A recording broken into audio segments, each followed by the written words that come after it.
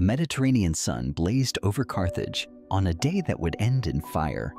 For 3 years, the Roman legions had laid siege to the city, but today, the gates would break.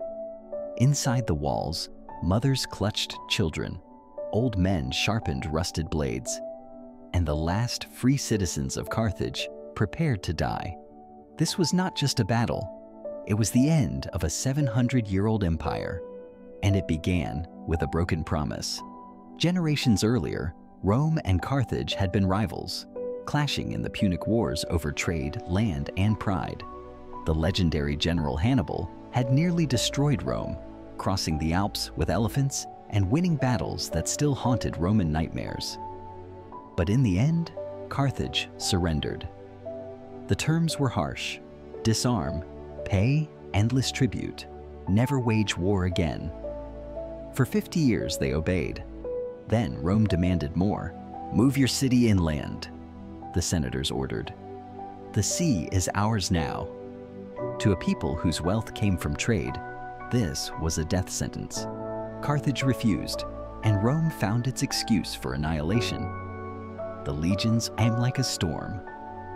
Scipio Aemilianus, the young Roman general, built a massive mole to blockade the harbor.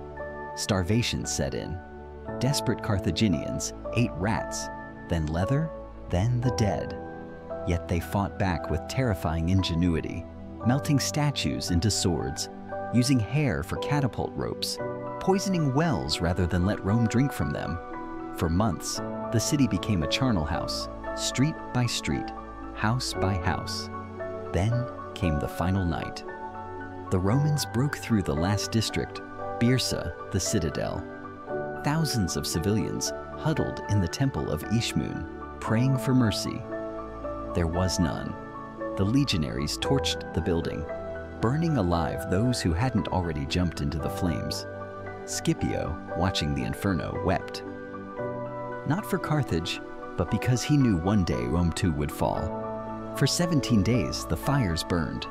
When the ashes cooled, Roman priests cursed the ground with salt, ensuring nothing would ever grow there again. The survivors, 50,000 men, women, and children, were sold into slavery. Carthage, once the jewel of the Mediterranean, vanished from maps. But the story doesn't end there.